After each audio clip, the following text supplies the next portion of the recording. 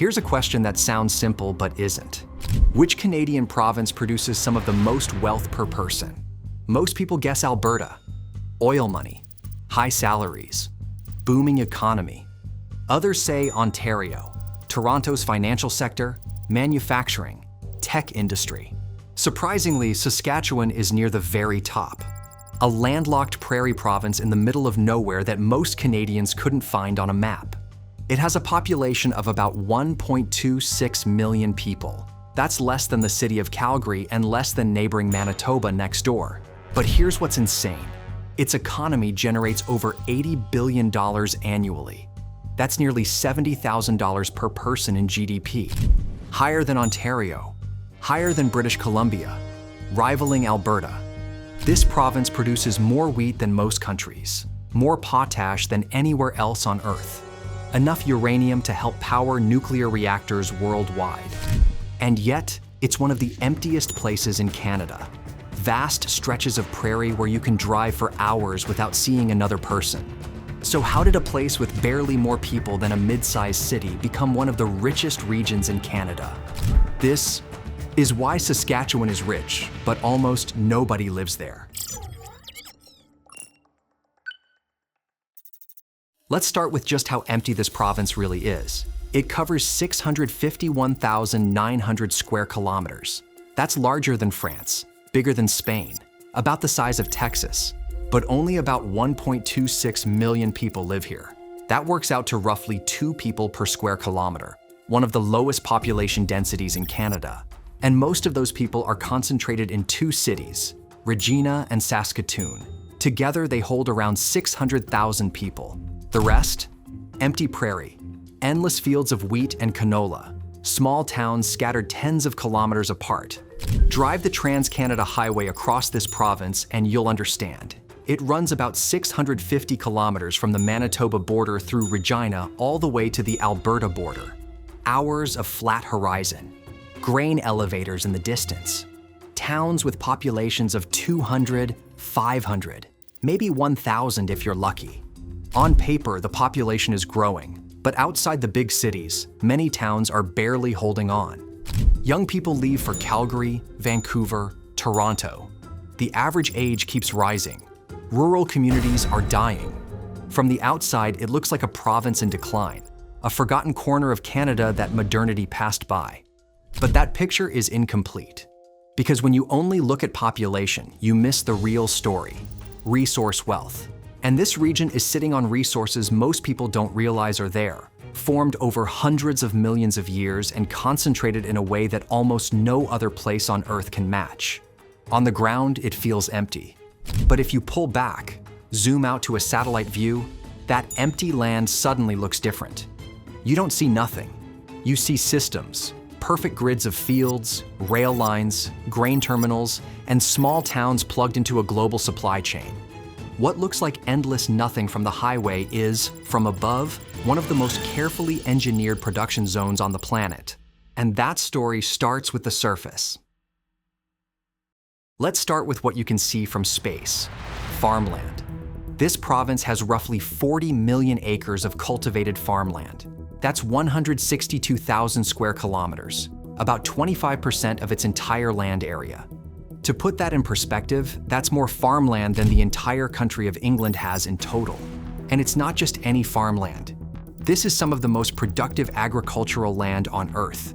Here, farmers produce around 40 to 45% of Canada's wheat, and most of its durum wheat. Over half of Canada's canola, massive amounts of barley, oats, lentils, and peas. In a good year, the wheat crop alone hits 17 to 18 million tons, enough to make tens of billions of loaves of bread. This place is the world's largest exporter of lentils and peas. It produces more canola than any other region on the planet. This isn't small-scale farming. These are industrial operations, farms that span thousands of acres and combines that cost $500,000 each. And it generates massive wealth. In 2025, the agriculture and agri-food sector added about $5.8 billion to the provincial GDP, around 7% of the entire economy. But here's the thing. Modern farming doesn't require many people. A single farmer with modern equipment can manage thousands of acres. GPS-guided tractors, automated harvesters, precision agriculture using satellite data. This is how you get an agricultural powerhouse with a tiny population. And it all comes back to geography. About 10,000 years ago, glaciers covered this land. As they retreated, they ground rock into fine particles, creating deep, fertile soil. The climate is perfect for wheat and canola, cold winters that kill pests and diseases, warm summers with long daylight hours that maximize growth, just enough rainfall, 300 to 450 millimeters annually. And the land is flat, incredibly flat. This makes large-scale mechanized farming possible. You can't run a combine harvester on a mountainside. Geography created the conditions. Modern technology exploited them, and this province became one of the world's breadbaskets. But agriculture is just what you can see on the surface. Beneath those wheat fields lies something far more valuable: potash. Most people have never heard of it, but it's one of the most important resources on Earth. Potash is a potassium-rich salt used primarily as fertilizer. It's essential for growing crops. Without it, global food production would collapse. And this province has more potash than anywhere else on the planet. It sits on top of the Prairie Evaporate Formation, a massive underground deposit of potash that formed about 400 million years ago. Back then, this area was covered by a shallow tropical sea. As the climate changed and the sea evaporated, it left behind thick layers of salt and potash. Today, those deposits stretch across the south at depths of 1,000 to 1,600 meters underground. Geologists estimate there are well over 100 billion tons of potash in these deposits, enough to supply farmers worldwide for several hundred years. This region produces about 24 million tons of potash annually, roughly 30% of global production. The industry generates around $8 billion in annual sales and employs roughly 6,600 people directly. But here's what makes this so valuable. Potash is critical for global food security. As the world's population grows, demand for food increases. More food requires more fertilizer. More fertilizer requires more potash. And this place controls the largest, most accessible deposits on Earth. Companies like Nutrien, Mosaic, and K+S operate massive mines across the province. These aren't small operations. We're talking about underground mines the size of cities. The Rocanville mine, operated by Nutrien, is one of the largest potash mines in the world. It can produce 6.5 million tons annually. But potash isn't the only thing buried here. Uranium. This province is home to all of Canada's uranium mines, making Canada one of the top uranium producers in the world, usually second only to Kazakhstan. The Athabasca Basin in the far north contains the richest uranium deposits ever discovered. Some ore grades reach 20% uranium, 100 times higher than typical deposits elsewhere. In recent years, this region has supplied around 1/4 of the world's mined uranium. That uranium powers nuclear reactors in the United States, Europe, and Asia. The McArthur River Mine and Cigar Lake Mine are two of the highest grade uranium mines on the planet. This industry generates about $1 billion annually and supports a few thousand direct jobs. But here's what's remarkable. These mines are in some of the most remote locations in Canada. The Athabasca Basin is hundreds of kilometers from major population centers. Workers fly in and out on rotation. 2 weeks on, 2 weeks off. The mines themselves are engineering marvels. Cigar Lake operates entirely underground, using ground freezing technology to prevent water from flooding the mine. And as the world looks for low-carbon energy sources, nuclear power is becoming more important. That means uranium demand is likely to increase. And there's more. This is also Canada's second-largest oil producer. The province pumps about 450,000 barrels of oil per day, worth roughly $3 to $4 billion annually. Most of this comes from the Bakken Formation in the southeast and the heavy oil deposits in the Lloydminster area. On top of that, the region produces significant natural gas and has emerging helium production. Helium is critical for medical imaging, semiconductor manufacturing, and space exploration. The oil and gas sector adds around $11 billion a year to the provincial GDP and supports tens of thousands of jobs when you include service and supply companies. So let's add it up. Agriculture, about $14 billion. Potash, about $7 billion. Oil and gas, about $10 billion. Uranium, about $1 billion. Other mining and resources, billions more. That's on the order of $25 to $30+ billion a year from a place with about 1.26 million people. But like agriculture and mining, modern oil extraction doesn't require massive populations. Horizontal drilling and hydraulic fracturing allow small crews to extract enormous amounts of oil. Geography created these resources. Technology extracts them. And this prairie province gets rich with almost nobody living there. But there's a reason almost nobody lives there. All this wealth comes from geography, but that same geography makes it a tough place to live. Let's start with the climate. This is one of the most extreme climates in Canada. Winter temperatures regularly drop to -30°C or colder. Summer temperatures can hit +35°C or higher. That's a temperature range of over 60°C in a single year, the kind of swing you only see in really harsh continental climates. Winters are long and brutal. For 5 to 6 months, temperatures regularly dip below freezing. Blizzards roll across the prairies, and wind chills can drop to -40 or even -50°C. In January, Regina's average temperature hovers around the mid-minus teens, and cold snaps can push it down to -30°C or lower, especially with the wind sweeping across the flat prairie. Summers are short but intense. Parts of the province are drought-prone. Wildfires threaten the north almost every summer, and over the course of the year, temperatures can swing from -40°C in winter to near +40°C in summer. This isn't a climate that attracts people. It's a climate that drives them away. Then there's isolation. This is a landlocked province, no ocean access, no major rivers connecting directly to global trade routes. The nearest major port is Thunder Bay, Ontario, over 1,000 kilometers away, or Vancouver, roughly 1,700 kilometers by road. This makes transportation expensive. Everything has to move by rail or truck over vast distances. If you're a business, this adds costs. If you're a person, this limits opportunities. The landscape itself is another factor. The south is prairie, endless horizons with almost no trees. It's beautiful in its own way, but it's also monotonous.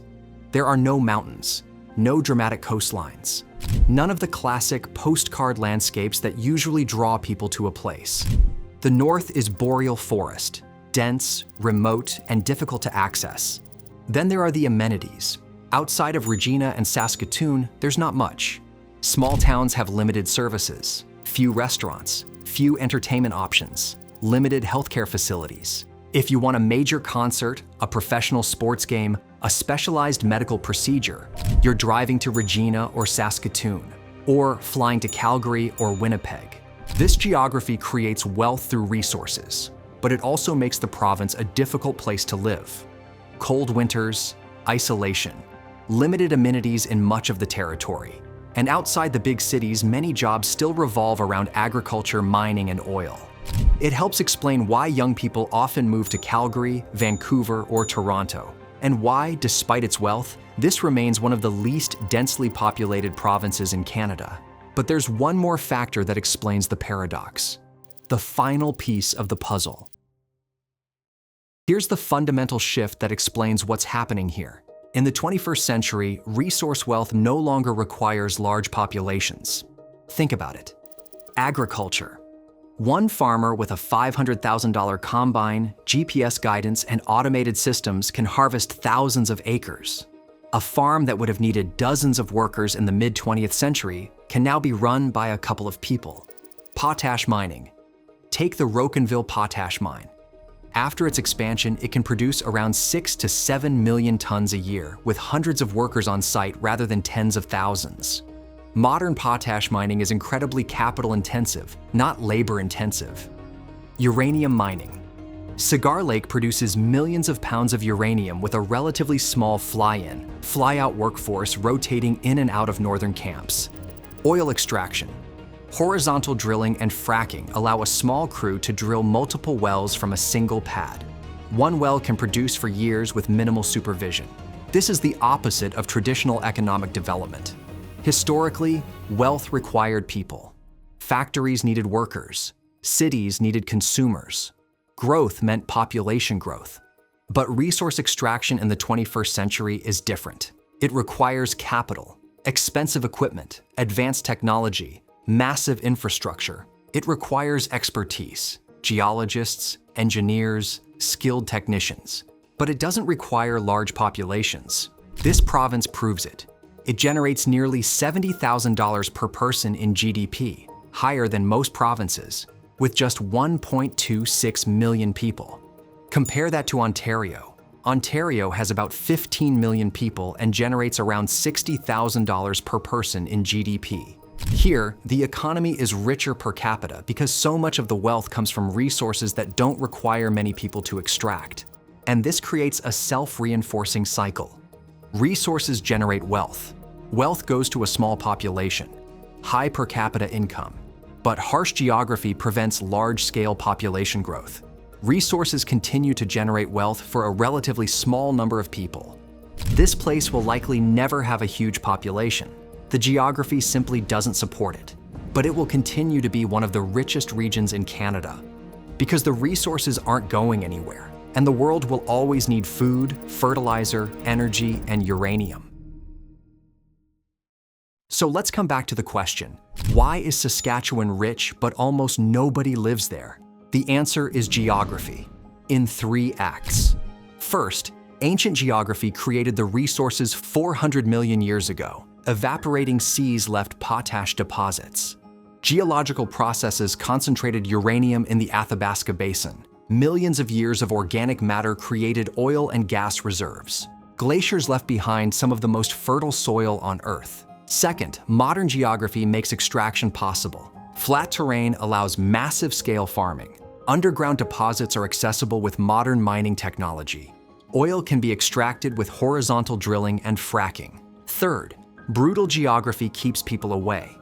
Extreme climate with temperature swings of 60+ degrees. Landlocked location far from major markets and oceans.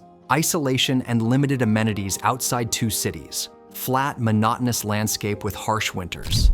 This province generates nearly $70,000 per person in GDP, higher than most provinces, rivaling Alberta. But it does this with just 1.26 million people because modern resource extraction doesn't require large populations. One farmer can manage thousands of acres. One mine can produce millions of tons with a few hundred workers. One oil well can pump for years with minimal supervision. This story proves that in the 21st century, wealth isn't about population. It's about resources and the technology to extract them. This place will likely never be a population center. The winters are too cold, the isolation too severe, the landscape too harsh. But it will continue to be one of the richest regions in Canada because geography made Saskatchewan rich, and geography ensures it will stay that way, even if almost nobody lives there. Drop your thoughts in the comments. Would you move here for the economic opportunity, or is the geography too harsh? If this changed how you see Canada's prairie provinces, hit like and subscribe. We have more stories about how geography shapes wealth and power coming up.